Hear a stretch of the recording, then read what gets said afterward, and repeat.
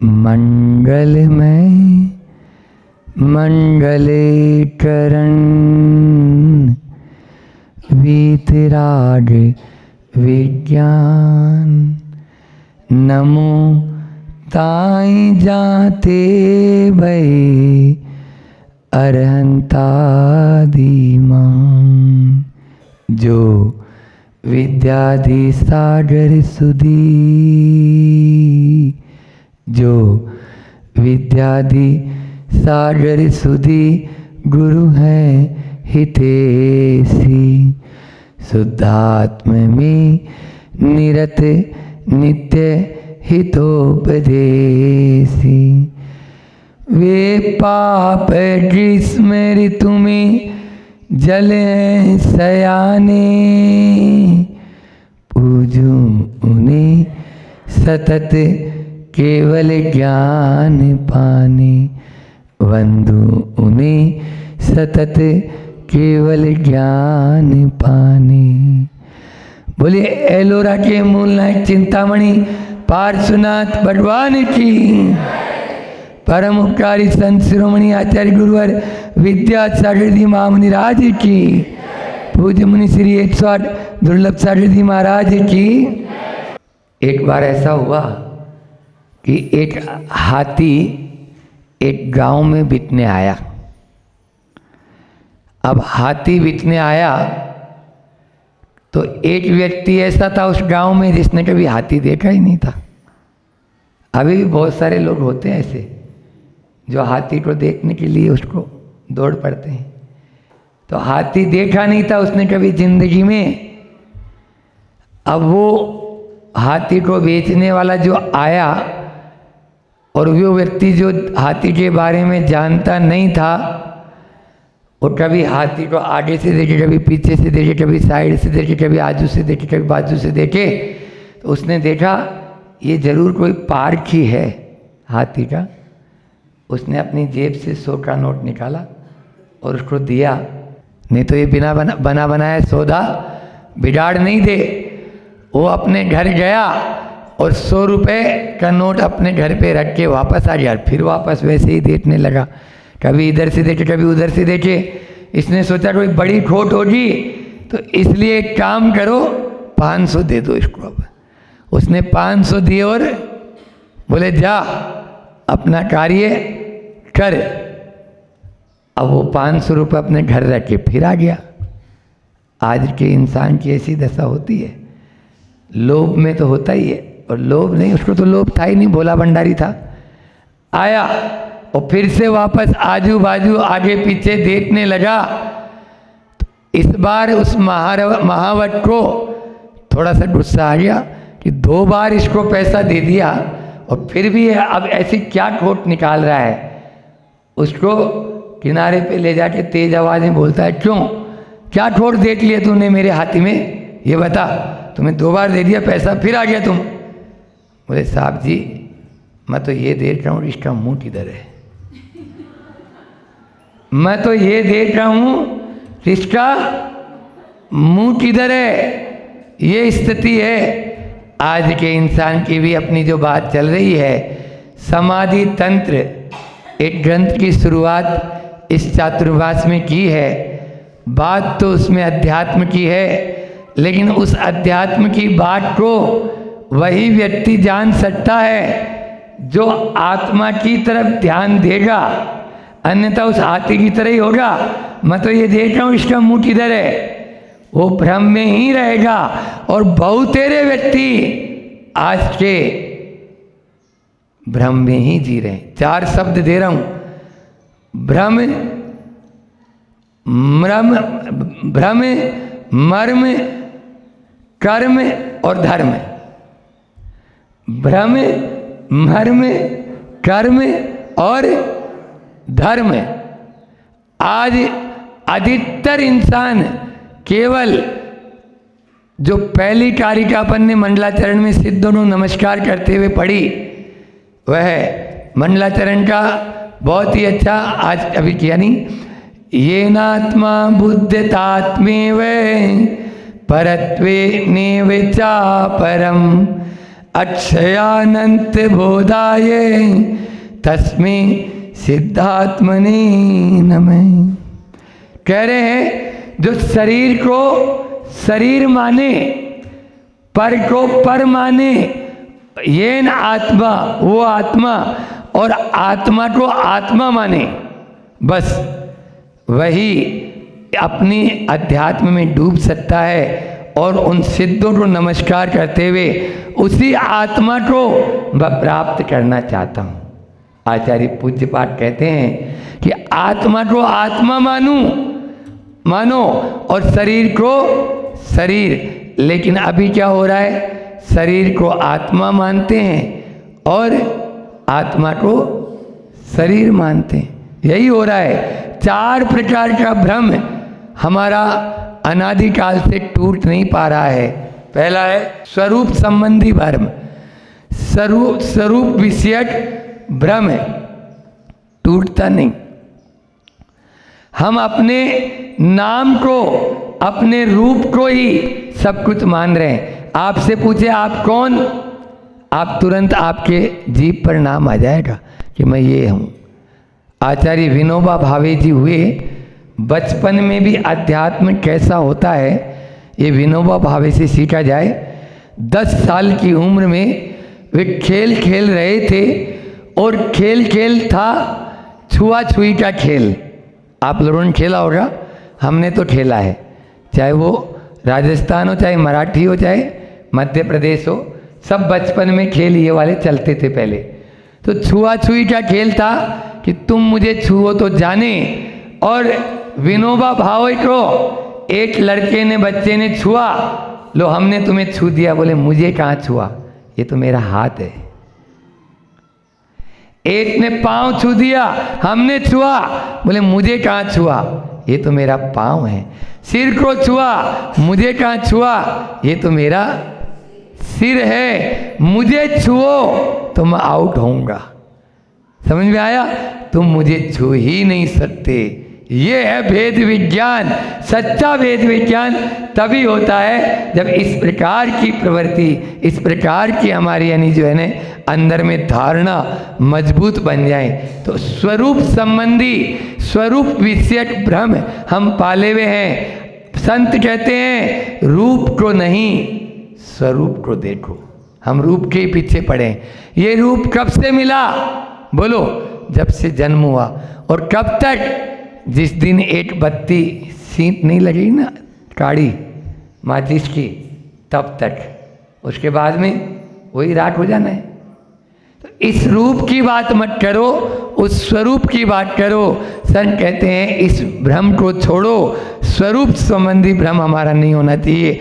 दूसरा है सत्ता संबंधी, सत्ता विषयक भ्रम।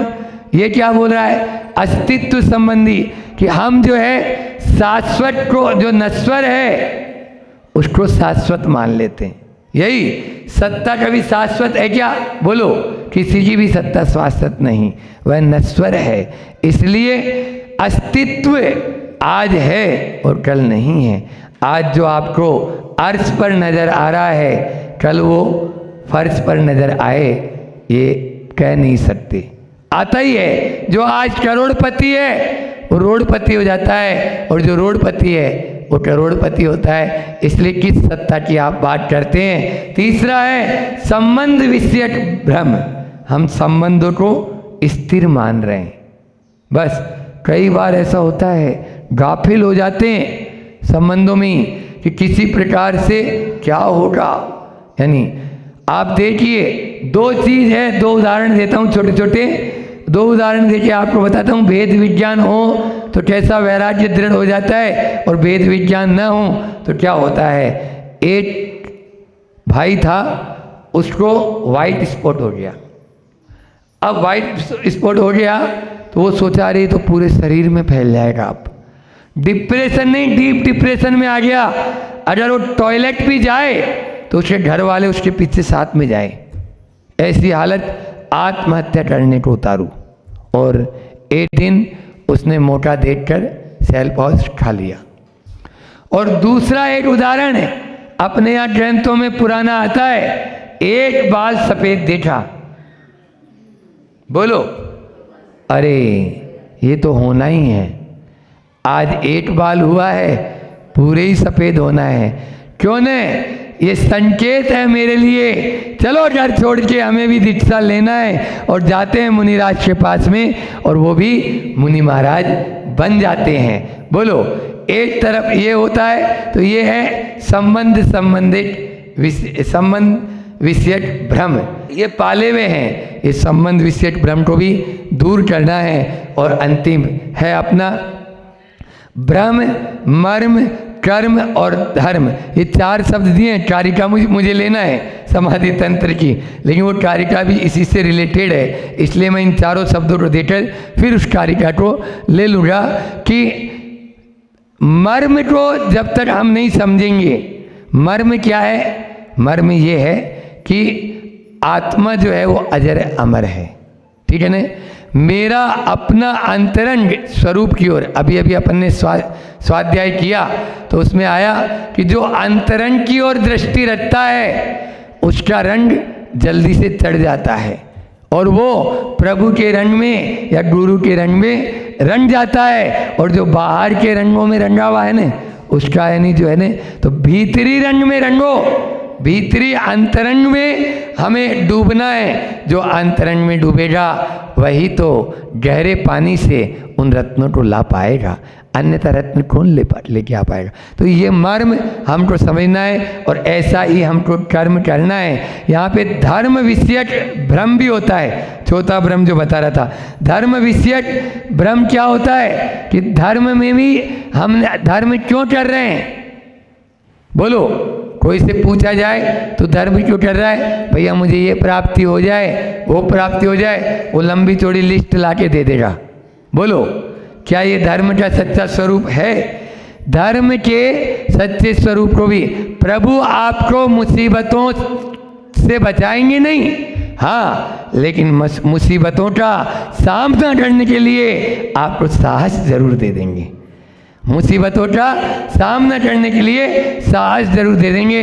तो इन 4 प्रकार के भ्रम से अपन को बचना है। कल अपन ने परसों शुरुआत की थी, उसमें आया था कि सिद्ध आत्माओं को नमस्कार किया गया। फिर आया कल अरिहंत आत्माओं को, सकल आत्मा, उसमें आया चाहे उसका नाम बुद्ध का हो। अभी आए थे निवेदन करने आपके दर्शनेश्वर मंदिर वाले, है ना। तो चाहे शंकर का हो, चाहे बुद्ध का हो, चाहे शिव का हो, और चाहे ब्रह्मा या महेश का हो, सब एक ही हैं। बस जिसने राग द्वेष कामादिक जीते सब जग जान लिया। ये अभी तत्वार सूत्र में अपन ने पढ़ा ने, सम्यक दर्शन ज्ञान चारित्राणी मोक्ष मार्ग, वही चीज है सब जगह। जो वीतरागी हो, हितोपदेशी हो और सर्वज्ञ हैं, वही तो हमारे देव हैं, वही देव हैं। बस एक राग द्वेष से रहित जो देव हैं वो पूज्य हैं। चाहे उसका नाम कुछ भी दे दो, आपको जो देना है, बुद्ध वीर जिन हरि हरि ब्रह्मा, या उसको स्वाधीन कहो, कुछ भी कहो, उससे कोई मतलब नहीं। ये कंसेप्ट बिल्कुल क्लियर कर लो तो आपका कहीं से कहीं तक। अभी 2 दिन में हमने सिद्धों के स्वरूप और अरिहंतों के स्वरूप में यही बात आपके सामने रखी थी। आज यहाँ पर अब आचार्य भगवंत पूज्यपाद ग्रंथ की प्रतिज्ञा कर रहे हैं। इसके बाद में ग्रंथ चालू होगा। अभी 3 कारिकाओं में, पहले 2 में मंडलाचरण किया, और अब वो क्या कहना चाहते हैं इस ग्रंथ के माध्यम से, ये बात यहाँ पर स्वयं पूज्यपाद स्वामी बता रहे हैं। 3 नंबर की कारिका अपन देख। श्रुतेन लिंगेन यथात्म शक्ति समाहितांत करणेन सम्यक समीक्ष केवल्य सुटस्पृहाणाम विवेकमात्मान मदाभिधारये।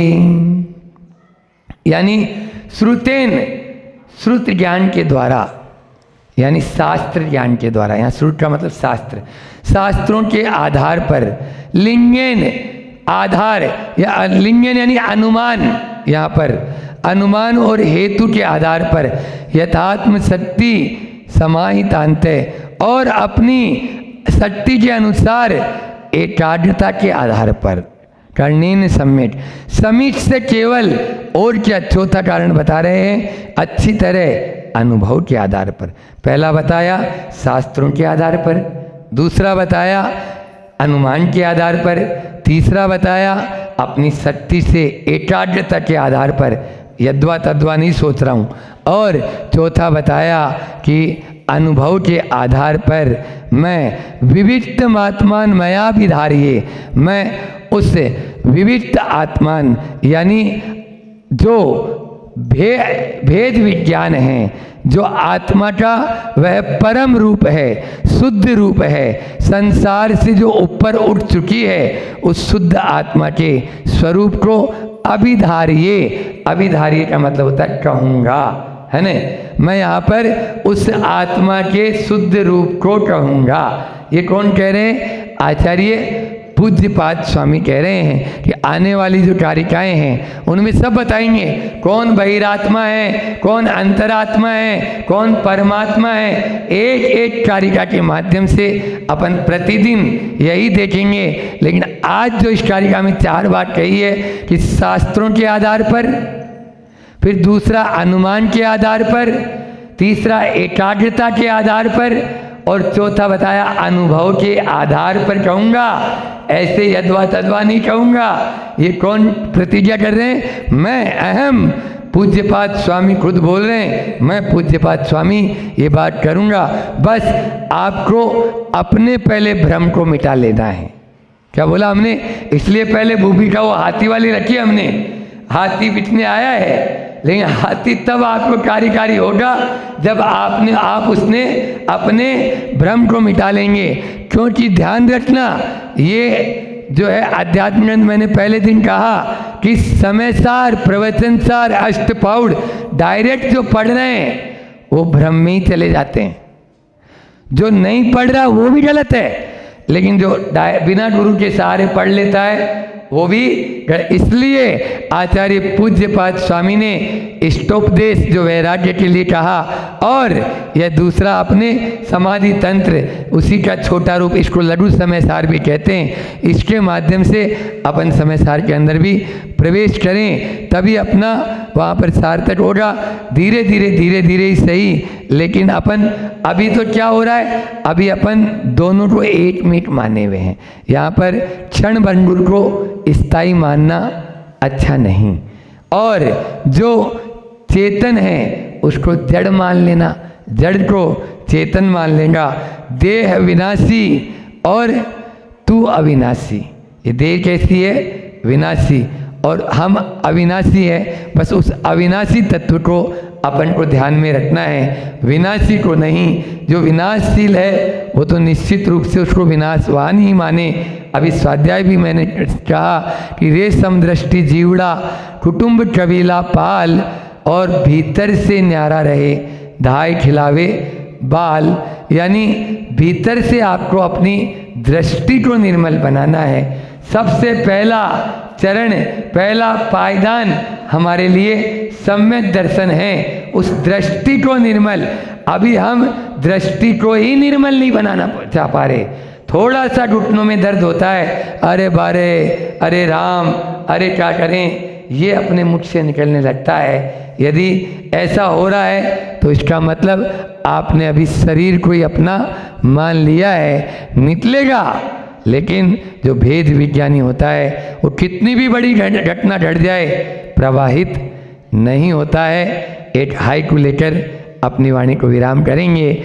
आचार्य श्री जी का हाइकू है, क्योंकि सब लोग बोलते हैं महाराज जी एक हाइकू तो रोज ले ही लिया करो, तो भैया ठीक है, एक हाइकू इसके साथ में। आज जो बात है श्रुत के शास्त्र की बात आई, तो ज्ञान, अभी स्वाध्याय में वही बात, यहाँ पर भी वही बात है। ज्ञान, प्रिंसिपल साहब बैठे हुए हैं, ज्ञान प्राण है, संयत हो तो। चारित्र भी आ गया। ज्ञान प्राण है, संयत हो तो, अन्यथा स्वान, अन्यथा संयत हो तो त्राण, अन्यथा स्वान। ज्ञान प्राण है, संयत हो तो त्राण तर जाएंगे, अन्यथा श्वान जैसे कुत्ते की हालत होती है, हर कोई उस पर ढेला मारता रहता है, ऐसी हालत ज्ञान की हो जाएगी यदि ज्ञान संयत नहीं है तो। बस संयत है तो वह प्राण है, और अन्यथा उससे त्रस्त हो जाएंगे और वह नीचे की ओर भी ले जाने वाला है। ज्ञान ही भव का कूल है और ज्ञान ही भव का मूल। क्या बोला? ज्ञान ही भव का कूल है और ज्ञान ही भव का मूल, और राग सहित प्रतिकूल है और राग रहित अनुकूल। बस राग रहित अनुकूल हम राग रहित बना लें। अभी तो हम ज्ञेय को देखते ही राग और द्वेष से ग्रसित हो जाते हैं, ये अच्छा है, ये बुरा है, बस ये कब छूटे हम सबका वह ज्ञान राग रहित बने। इसका पद्यानुवाद बहुत अच्छा किया आचार्य श्री जी ने। शास्त्रानुसार निज बोध बलानुसार एकाग्र चित्त कर युक्ति मतानुसार शुद्धात्म तत्व उनको कहता यहाँ में, जो चाहते सहज सोच प्रभु सदा है। बोलिए अहिंसा परमो धर्म है। गिरी का जो मंगलाचरण है, अंजन गिरी पर अपन क्या बनाया है। अंजन गिरी का आ कहता है अंतरंग निर्मल होगा अंजन गिरी आने से। ज कहता है जन्म जरा का नाश होगा अंजन गिरी आने से। और न कहता है नर जन्म सफल होगा अंजन गिरी आने से। और गी कह रहा है गिरावट दूर होगी अंजन गिरी आने से। और री कहता है रीद अर्थात संस्कृति की प्राप्ति होगी अंजन गिरी आने से। गिरावट के प्रवचन चल रहे थे अपने, और गिरावट वाला जो प्रवचन 16वां से 15वां प्रवचन था वो उस पर अपन चर्चा करते। उसके महत्वपूर्ण बिंदु था कि पाप के आचरण से अथवा धर्म के आचरण के बाद, ये दोनों कर लिए हमने, पाप भी कर लिया और धर्म भी कर लिया, लेकिन पाप और धर्म के आचरण के बाद, प्रवृत्ति के काल के बाद, उस आचरण के बाद उसका जो निवृत्ति काल होता है उसमें आपके कैसे विचार है, उस समय आपका कैसे परिणाम है, उस समय आपके मन में क्या चल रहा है, वो बहुत महत्वपूर्ण है। पाप तो हो गया, पाप के बाद उस पाप के विषय में आपकी क्या सोच है। धर्म तो कर लिया, लेकिन धर्म के बाद के समय में, क्योंकि पाप होता है थोड़ी देर का, 10 मिनट का पाप होता है, लेकिन 10 मिनट का वो पाप जो है उसके बाद में आपका क्या चिंतन है, वो आपको पाप के फल को बताने वाला है। वो चिंतन आपको नीचे गिराने वाला भी, ऊंचा उठाने वाला भी है। ये बात अपन ने करी थी। और एक संत एकनाथ की अपन ने कहानी उस दिन सुनी थी कि वो बहुत, एकनाथ हिसाब मिलाने में इतना बिजी हो गया था कि पूरी रात लगा दी थी। गुरु सामने खड़े हैं तब भी गुरु नहीं दिख रहे हैं। तब गुरु ने कहा था तू पूछ रहा है ना आत्मा का रास्ता, तो जिस प्रकार से गलतियाँ, एक हिसाब की गलती में तूने रात को 3 बजा दी हैगी और ऐसा प्रसन्न हो रहा है कि दुनिया का सब कुछ मिल गया है। जिस प्रकार से तू ये हिसाब की गलती निकालने में प्रसन्न हो रहा है, ऐसे स्वयं की गलती निकालने में अगर निकालता जाएगा और एक एक गलती को निकाल कर प्रसन्न होता जाएगा तो निश्चित तुझे आत्मा के दर्शन होते चले जाएंगे। उस दिन हमने ये भी कहा था आपसे कि गलती के ऊपर बहुत अच्छी बात बोली थी कि बिना कांटों के वृक्ष मिल सकता है। बिना कांटों के वाला वृक्ष कौन सा, फूल वाला मिल सकता हैगा। बिना कचरे का पानी भी मिल सकता है, बिना दाग का वस्त्र भी मिल सकता है, बिना कूड़ेदान का कोई गांव भी मिल सकता है, लेकिन बिना गलती का इंसान नहीं मिलता। ध्यान रखना, बिना गलती के इंसान नहीं मिलता। तो फिर क्या करें हम, गलती तो होती जाती है, गलती तो करते जाते हैं, लेकिन पश्चाताप हो अगर हमारे अंदर से तो निश्चित तौर से हमारी वो गलतियाँ छूटती चली जाएगी। हम उन गलतियों से निर्विकल्प होते चले जाएंगे। और फिर उसके बाद हमने ये बात बोली थी आपसे कि मन की चंचलता तो दूर की जा सकती है, मन की चंचलता तो दूर की जा सकती है, पर मन की चालबाजी को दूर करना अत्यंत कठिन काम है। क्योंकि हम जो अपनी भूल का, हम जो अपनी गलतियों का बचाव कर रहे हैं, वो मन की चंचलता नहीं है, वो मन की चालबाजी है। बस हम इस मन की चालबाजी को दूर कर देंगे तो बहुत अच्छी बात है। और ये कहा था हम अपने गलतियों को, बहुत अच्छी बात पूछी थी कि हम अपने गलतियों को दिखाने वाले अच्छे लगते हैं सुधारने वाले अच्छे लगते हैं या हमारी गलतियों को भूल जाने वाले अच्छे लगते हैं? बताओ, आपकी जो गलतियां हैं वो गलतियों को दिखाने वाले आपको अच्छे लगते हैं, सुधारने वाले अच्छे लगते हैं, या आपकी जो गलतियां भूल जाए वो अच्छे लगते हैं? लगभग आपको वो जो भूल जाए वही आपको बहुत अच्छे लगते हैं, ये बात निश्चित है कि बोलो, है ना? बिल्कुल, आप जो भूल जाए वो बहुत अच्छी, लेकिन विचार करो कि आप गलतियां को, मान लो गणित किया आपने और गणित किया, और गणित के बाद भी अगर विद्यार्थी की गलती अगर शिक्षक नहीं बताएगा तो क्या होगा? रास्ता चुन लिया, ड्राइवर ने गलत रास्ते पर चला गया तो क्या होगा? साधना के मार्ग पर शिष्य बढ़ रहा, लेकिन अगर बताया नहीं जाएगा तो क्या होगा?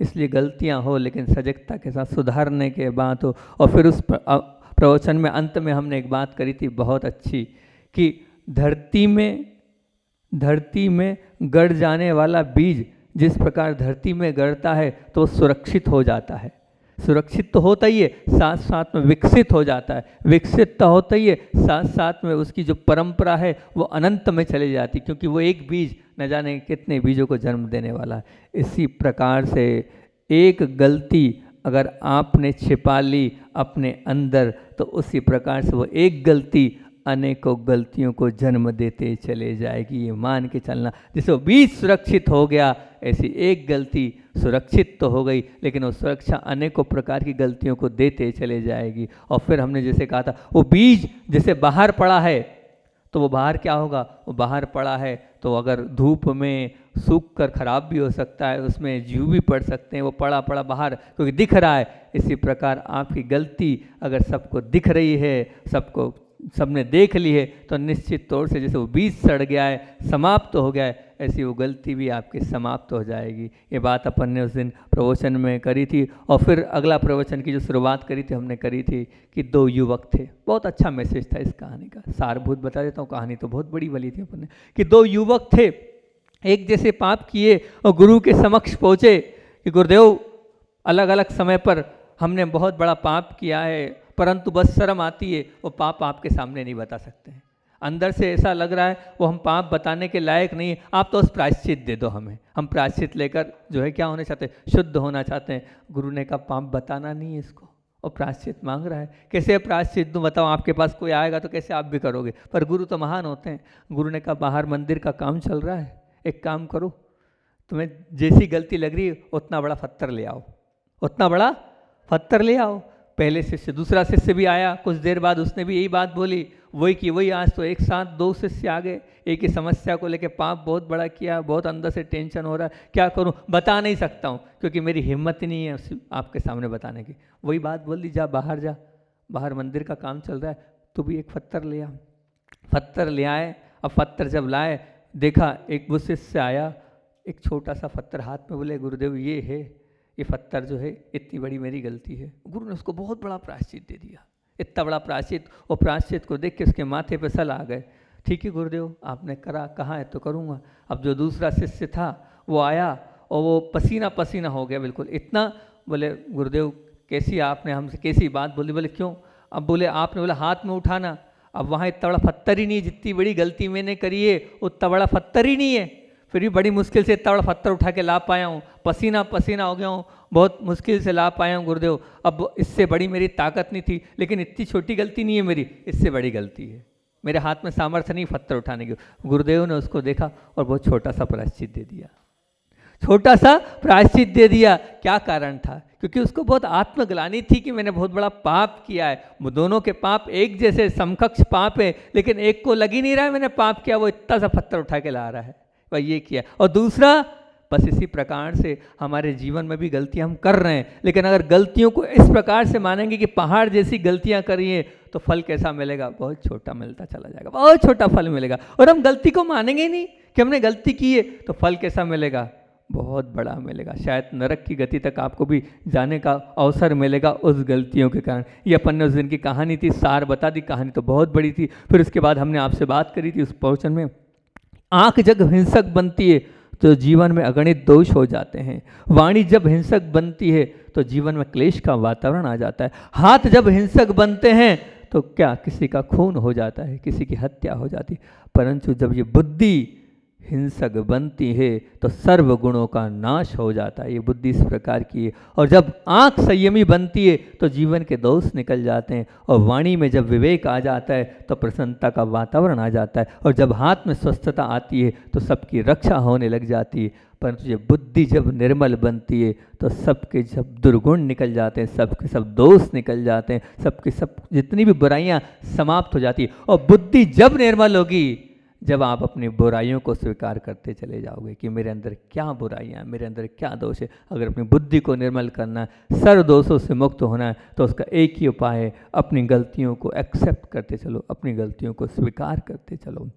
और उसके बाद अंत में अपन ने बात करी थी कि पाप से बचना है तो 2 उपाय बताए थे हमने। पाप से बचना है तो शर्म का जल लाओ, पाप से बचना है तो शर्म का जल होना चाहिए, और पाप से छूटना है तो पश्चाताप का जल लाओ। 2 प्रकार के जल की चर्चा उस प्रवचन में करी थी अपन ने कि पाप से बचना है तो शर्म का जल लाओ, और पाप से छूटना है तो पश्चाताप का जल लाओ। क्योंकि ध्यान रखना, आज थोड़ा बहुत भी अच्छे दिख रहे हैं आप, तो क्या है, शिष्ट पुरुषों की शर्म है इस कारण से, समाज की शर्म है इस कारण से, माता पिता की शर्म है इस कारण से, उपकारियों की शर्म है इस कारण से, मित्र लोगों के बीच में बैठना है वो शर्म है इस कारण में। मतलब क्या, आज मानो थोड़ा बहुत भी अच्छा दिख रहा है तो उसका श्रेय किसको जाता है? शर्म को। किसको जाता है? शर्म को। क्योंकि सबके बीच में आपको लज्जा का अनुभव करना पड़ेगा, इसलिए जो है आप क्या कर रहे हैं, इसलिए उस शर्म के कारण अब पाप कम हो रहे हैं, गलतियां कम हो रही। बस वो शर्म को बनाए रखना अपने जीवन के अंत समय तक। वो शर्म बहुत बड़ा बीज है, वो बहुत बड़ा धर्म है। क्या बात, बिल्कुल मैं कह रहा हूँ वो धर्म ही है, वो शर्म जो है वो धर्म ही है। उस धर्म को अपने जीवन में बचा के रखना तो बहुत अच्छी बात है। फिर हमने आपसे रबड़ की एक बहुत बड़ी वो कविता सुनाई थी, कविता तो बहुत बड़ी है, उसका सार यही है, जैसे वो रबड़ है पीछे, पेंसिल के पीछे वो रबड़ है, गलती होती है रबड़ का काम मिटाने का होता है, बस वो आपके पास भी रबड़ है, वो काय का पश्चाताप का रबड़ है, गलती हो जाए पश्चाताप कर लो, स्वीकार कर लो और मिटाते चलोगे तो बहुत अच्छी बात है। फिर प्रतिक्रमण पर अपन ने बात प्रारंभ करी थी और एक कहानी चोर की सुनाई थी, और उस चोर ने क्या किया था, पैसे वापस ले जाके दे दिए थे। कारण ये था कि जिस घर में चोरी करी थी उस घर में नौकरी वाला वो व्यक्ति था और दोनों पैर उसके कट चुके थे उस एक्सीडेंट में, तो उसने क्या पैसे वापस दे दिए। वो प्रतिक्रमण था, मतलब गलती हुई और गलती होने के बाद कोई बात नहीं, मुझे नहीं करना चाहिए, उस घर का पैसा तो नहीं चाहिए, और वापस कर दी थी। वो कहानी आपके बीच में रखी थी। अभी भी कहा था कि गाड़ी जिस रास्ते पर जा रही है आप वापस ले आओगे, क्यों, उसमें आपका अहम जो है वो सामने नहीं आएगा। प्रश्न पत्र में भी अगर आपने गलत उत्तर लिख दिया है लेकिन आपको लगता है मैंने गलत लिखा है, आप तुरंत क्या करोगे, विलंब नहीं करोगे और सुधार दोगे। भोजन की थाली में अगर कोई विपरीत चीज़ आ गई है तो आप तुरंत निकाल दोगे, हटाने में सोचोगे नहीं। तो फिर बताओ, जब गलती हो जाती है तो आप स्वीकार क्यों नहीं कर रहे हो, अपना अहम भाव क्यों आड़े आ रहा है, क्यों आप ऐसा सोचते हो कि मेरी गलती हो गई है अब मैं नहीं सुधर। और सबसे बड़ी बात तो ये है कि जिस चीज़ से जब हानि निश्चित दिख रही है, हानि की बहुत बड़ी संभावना दिख रही है, तो चाहे हम कितना भी आगे निकल जाएं वापस लौटते हैं ना, बताओ लौटते हैं कि नहीं, दिख रहा है कि लौटना ही पड़ेगा, बिना लौटे काम नहीं चलेगा। तो जब हमसे गलती होगी तो हम लौटें। लौटना मतलब क्या, उस दिन हम नहीं कहता। प्रतिक्रमण आखिर है क्या, प्रतिक्रमण मतलब वापस मुड़ जाना, इसको कहते हैं प्रतिक्रमण। वापस मुड़ जाना इसको कहते हैं प्रतिक्रमण। देर भर में समता, समाधि, सत्कार्य, सद्वृत्ति उनमें या सत्प्रवृत्ति, इसमें जो भी आपसे गलती हो गई है उन गलतियों का हमारे अंदर जो दुष्ट भावना या दुर्भावना हो गई, दुर्भावना ने अगर हमारे पर आक्रमण कर दिया तो बस हम मुड़ जाएं, मुड़ जाएंगे तो बहुत अच्छी बात है। परंतु बहुत बड़ी विडंबना है। विडंबना ये है कि आगे जाना बहुत सरल है, पीछे मुड़ना बहुत कठिन है। पर बस जो पीछे मुड़ता है वही महान होता है। उस प्रवचन में अपन अंत में एक बात करी थी कि मनुष्य शरीर को, पदार्थ को और स्वार्थ को, मतलब मनुष्य जो है इस शरीर को संभालने के लिए, पदार्थ को संभालने के लिए और अपने स्वार्थ को संभालने के लिए पीछे हटने को तैयार हो जाता है, बिल्कुल तैयार हो जाता है। अगर खुद को लगता है शरीर तो वो हट जाएगा, कुछ पदार्थ की वो हो रहा है तो पीछे हट जाएगा, अपना स्वार्थ की पूर्ति हो रही है पीछे हटने को तैयार है। परंतु जहाँ उसका अहम भाव, अहंकार भाव टूटता है वहाँ पीछे हटने को तैयार बिल्कुल नहीं होता है वो। इसी कारण व्यक्ति स्वयं की भूल को सुधार नहीं कर पा रहा है, बस एक ही कारण है, इसलिए वो सुधरता नहीं है। और दूसरा कोई उसकी भूल बताता है तो सुधारने को तैयार नहीं होता है। ये ठोस वास्तविकता है वर्तमान युग की, कि गलती दूसरा बता दे तो हमें स्वीकार नहीं है, हम उसको स्वीकार करने को तैयार नहीं हैं। फिर अगले प्रवचन में अपन ने यही बात करी थी कि जो पीछे हटने को जीवन की ताकत मानेगा, जो पीछे हटने को क्या मानना, आप जीवन की ताकत मानना, प्रतिक्रमण को जीवन की प्रचंड क्षमता मानना। जीवन की क्षमता चाहते हो ना आप, कि क्षमता होती है ना, जैसे किसी चीज़ की क्षमता क्या है, तो क्षमता आपके जीवन की क्षमता क्या है, प्रतिक्रमण को जीवन की क्षमता मानना। और तीसरी बात बोली थी कि अहम भाव को महत्व न देने के दृढ़ विचार को जीवन के विकास का महत्वपूर्ण सोपान मानना। अगर विकास करना चाहते हो तो क्या होना, अहम भाव को महत्व नहीं दो। अहम भाव को अगर महत्व नहीं दोगे तो जीवन का क्या है, सोपान है आपको ऊंचाइयों का। और फिर उसमें अपन अंत में बात करी थी कि पल भर के लिए यदि आप बुद्धि को से सोचना स्थगित कर सकते हो तो निश्चित मानना आप अपनी आत्मा के नज़दीक पहुंच जाओगे। अपनी आत्मा तक आपको पहुंचना है, बस बुद्धि को विराम दे दो। जब बुद्धि को आप विराम दोगे तो निश्चित आत्मा तक पहुंच जाओगे। फिर अगले प्रवचन अपन ने बात प्रारंभ करी थी कि ईंट और चूने की दीवार, ईंट और चूने की दीवार होती ना, ईंट चूने की आपके घरों में जो दीवार, ईंट और चूने की दीवार में घर में प्रवेश रोकती है, रोक सकती है, रोक देगी अगर आपने चारों तरफ दीवार बनाया। परंतु अहंकार की दीवार अगर आपके अंदर है, अहम भाव की दीवार आपके अंदर है, तो आपको संत सज्जन अर्थात परमात्मा बनने से रोकती है। कौन रोक रही, वो दीवार है आपके अंदर की अहम भाव। ईंट छूने की दीवार टूटे नहीं शायद, परंतु अहंकार की दीवार, आप अहम भाव की दीवार आप चाहें तो आपके हाथ में तोड़ सकते हो, तोड़ना आपके हाथ में। बिना हमारी इच्छा से ईंट चूने की दीवार तोड़ सकता है कोई भी तोड़ देगा आपकी, बिना नहीं ये चाहते। लेकिन वो जो अंदर अहम भाव और अहंकार भाव है उसको तोड़ना है तो सबसे पहले आपको स्वयं को इच्छा को जाहिर करना पड़ेगा, तब आप उस अहम भाव को छोड़ पाओगे। और फिर हमने एक ही बात बोली थी पीछे हटने पर, कि जैसे वो तीर कमान होता है ना, तो वो कमान का बाण कब आगे जाता है, जब पीछे खींचने वाली बात हमने उस दिन बोली थी। इसी प्रकार से कुछ हो गया है, पीछे आ जाओ अगर आगे बढ़ना है तो। और ये भी बोला था आप लोगों को, आप उदाहरण दिया था, क्रिकेट मैच का उदाहरण दिया था कि जो फास्ट बॉलर होता है, जो गेंद फेंकता है तो कहाँ आता है वो, दो पहले पीछे आता है फिर आगे जाता है। इसलिए लगता है आपको अपने जीवन में बहुत फास्ट बढ़ना है आगे, तो लग रहा है वहाँ पीछे आ जाओ।